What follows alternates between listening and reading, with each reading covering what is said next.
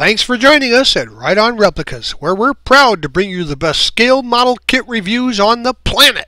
This model kit fun review, the Jägermeister Beetle, is known as a JagBug. And this replica comes from the base kit of the VW New Beetle with tuner version parts. The New Beetle was a classic that came about a few years back, and there are several aftermarket parts that you can use to customize the Beetle. For the purposes of our demonstration here, we're going to use decals from the Jägermeister 1984 BMW 635 race car. It's offered by Giles Company Limited Studio 27. Now, that fun little twist is something that you can do with your kits to add a little interest to your displays. Now, the original kit was Revell 85-2382, and it's the New Beetle with the tuner version in 1/24 scale. It's a skill level 2 kit, and it doesn't include an engine, so it's a pretty easy builder. The pieces are molded in white, clear, black vinyl tires and have water slide decals. There's 80 pieces to this kit, and it's nicely laid out and has good instructions. It's about 6 3/4 inches long, 3 inches wide, and 3 1/4 inches tall. Here are the decals for this kit, and as you can see, they're very colorful. The register is very good, and these are perfectly good and usable decals for a tuner version. But we decided to do something a little bit different and have some fun with our kit to put it up there in competition with its Porsche brethren so that it would be ready for the racetrack. So we're going to use these Studio 27 decals from the original BMW race car that made this kit look totally different, and it's a real head turner I think you'll enjoy. For most of the construction, we'll be using our favorite brand of CA glue, and we'll also occasionally use some white glue for window parts and even sometimes regular model cement for basic construction. But also, for the decals that are larger, you may want to use some of the aftermarket setting solutions to help them conform to the body.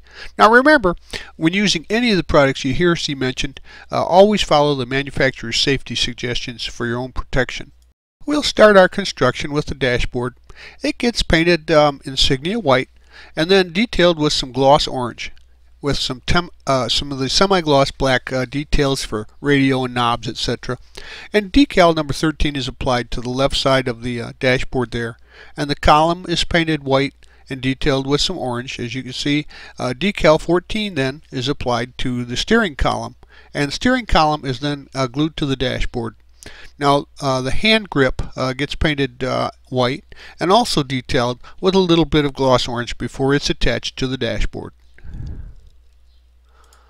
For accent, we are going to paint the instrument visor there gloss orange and attach that to the dashboard above the steering column. And the steering wheel gets painted white as well, of course, with some gloss orange for detailing before it gets attached to the steering column. Get these parts out of the kit, and then both front seats and the rear headrests are painted white, and the interior tub also is the insignia white. The center console is detailed with some gloss orange. Now both front seats and both headrests can be attached to the interior tub. So gather up the parking brake and shifter, and they're going to get the same treatment with some insignia white and some gloss orange for detailing. And then the shifter gets attached to the center console of the interior tub, and the parking brake is painted gloss orange and semi-gloss black and a touch of silver for button. And then the parking brake is attached to the center console of the interior tub. Now locate the two door panels, and those get the insignia white overall with some orange detailing as well, and some decals number 21 are applied to both the left and right door for effect. Now, as you can see, we are constructing a basic interior because this vehicle is meant to be more of a replica car, kind of like a pace car replica. Obviously, it's not a racing vehicle, but the motif makes it look like a really nice competitor from the outside and has all the comforts of a passenger car on the inside. And at this time, we can add the dashboard assembly to the interior tub for fit and finish. We chose the Tamiya Bright Orange paint, and that's just a spray can paint, but you can also port that through your air spray gun. And it is used to paint the chassis here, and the exhaust system then gets painted some aluminum. The exhaust adapter is aluminum, and then it's attached to the chassis, and the metal exhaust tips are secured to the exhaust adapters. So get these suspension parts out for the rear end, and the axle, the rear strut, and the right rear strut, both left and right, are painted gloss orange, and the left rear and right rear strut are then detailed with a little bit of aluminum, and the left and right struts are attached to the chassis assembly. Now the rear axle is secured to the left and right rear strut and the chassis assembly for stability. Get out the parts for the front suspension, and the left and right struts and the tie rod are painted gloss orange, and then they are attached to the interior tub assembly. Then the tie rod is attached to the left and right front strut, and the chassis assembly can be attached to the interior tub assembly. Now make sure that you scrape off any paint so that you get a good bond where your contact points are before you glue the two pieces together. The chassis assembly then is attached to the interior tub and the left and right front struts.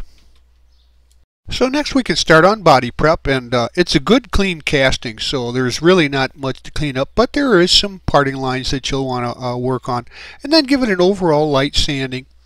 A light spray of some primer, and then I used once again the Tamiya bright orange color, and once that was dried, started to apply those gorgeous Studio 27 Jägermeister decals. And you know, placement was pretty much just trying to follow the natural surfaces available, and then kind of mimic what was on the actual BMW race car for this set of decals.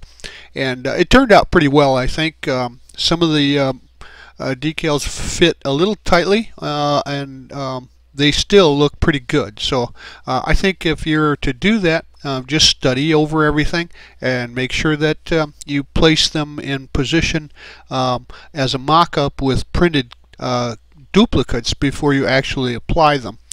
You're going to need some setting solution, and in fact, in some of the clear areas, some small slits in the larger segments will help the decals fit the contours of these rounded surfaces better. So once you get those into place, let those set and dry, and then after they've dried at least overnight, give your vehicle a clear coat to seal those decals into place. So locate the headlight lenses and buckets, and use some white glue to assemble the headlight lenses to the buckets, and then scrape off the plating and any glue contact areas and install those headlights into the body at this time.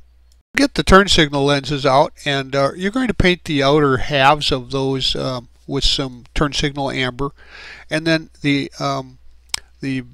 pieces are then attached to the body assembly with some clear part cement, just like the headlights. So grab the window glass and the attendant parts here, wipers, etc., and mirrors, and then the window unit gets detailed with some semi-gloss black and some insignia white, and then the rear view mirror is painted white and attached to the insert is attached to the rear view mirror, and then that assembly gets placed into the window unit with some clear part cement. Now the right and left wipers are painted semi-gloss black before they're attached to the window unit with some of that clear part cement too. It's known as crystal clear, or you can actually also use some white glue if you choose. So at this point we're going to start using some of the tuner version parts, and of course they make it look like a much more racy version of the Bug.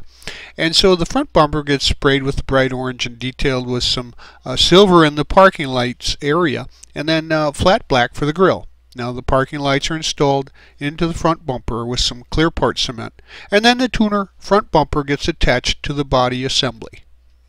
So paint the rear wing with the Tamiya bright orange, and then attach that to the body assembly, and the tail lights are painted with stoplight red metallic along with some turn signal amber. It's a dual function light, and then both signals lenses are painted stoplight red metallic, and then the tail lights recesses areas, they can be painted with some silver, let dry, and then The tail lights and both turn signals are attached to that the nacelles there with some Testors clear part cement or some white glue. Now locate the tuner rear bumper and related parts here, and then of course it gets the bright orange paint and some silver and black for some detailing, as you can see there. And the backup lights get installed into the bumper with some clear part cement or white glue, and then the rear bumper gets attached to the body assembly once you've scraped off the paint at the glue joint points. So next, add the license plate or paint that section silver and secure that to the rear of the body. So grab the tuner rocker panels, handles, and the antenna here, and of course the rocker panel skirts there get painted bright orange. Paint the antenna semi-gloss black and install that onto the roof of the body assembly. So pull out the wiper fairing there and the side view mirrors, and note that one of the parts is mislabeled. The left mirror insert is mentioned twice as both parts 39 and 37, but 39 is actually the right mirror insert, so don't be thrown off by their verbiage there in the instructions. Now the wiper fairing and the left and right outer mirrors are sprayed with Tamiya bright orange, and then the fairing is attached to the body assembly. Next, the left mirror insert gets installed into the left outer mirror, and the same way with the right, and then they're both attached to the body assembly on the left and right sides. So now use some white glue or some of the clear part cement to install the window assembly into the body shell there. Just make sure that you scrape paint whenever you want to apply glue. For this build, I chose the stock wheel assemblies because they look more like a racing version than the tuner version in this case. So pick the stock inner wheels and paint those aluminum, and then they're installed into the tire, and then the outer wheels are installed on the other side, and glued to the stock inner wheel. Now repeat this for the other three wheel assemblies. Things will be coming together quickly here. Now we can look for some gluing points by doing a little mock build-up here, and we're going to attach the body assembly to the chassis assembly. So look at where those glue points will be located, where they touch. Scrape the paint off of there and go ahead and glue the body to the chassis using some strong glue, maybe epoxy if you have it. Then the tire assemblies, the wheel assemblies, are installed onto the chassis spindles, and then we added a few more decals like the ones on the outsides of the wheels there and to finish off the model. I just ran out of decals for the spoiler, but hey, we're probably be going so fast it would have just blown them off anyway. Well, there you have it. This is a nice kit. There's a little bit of flash on some of the pieces to clean up, but by and large it was pretty clean, and it lent itself well because of the tuner version body portions to a Jägermeister number 5 racer. Kind of a replica, of course, because the interior is stock, but it would look great on the roads, and it might give the Porsche enthusiasts a chance to do a double take when they see this in the rear view mirror. So if I were you, I'd buy one, have some fun with it, and put it on your shelf. So the next time you take a look at your stash and you see a kit you want to build there, think out of the box. In fact, in this time, the only thing we got out of the box was a different set of decals. But look at how much more fun the JagBug is than the regular Volkswagen new Beetle. I'd certainly have more fun driving that down the road than a standard car, but you know, it's up to you. Just use your imagination and have some fun with model kits. Well, we hope you like this model kit fun review. The JagBug, our Jägermeister Beetle, and so that you don't miss any more, please subscribe to our YouTube channel. And you can find us on Facebook and our website, right on replicas.com. Thanks.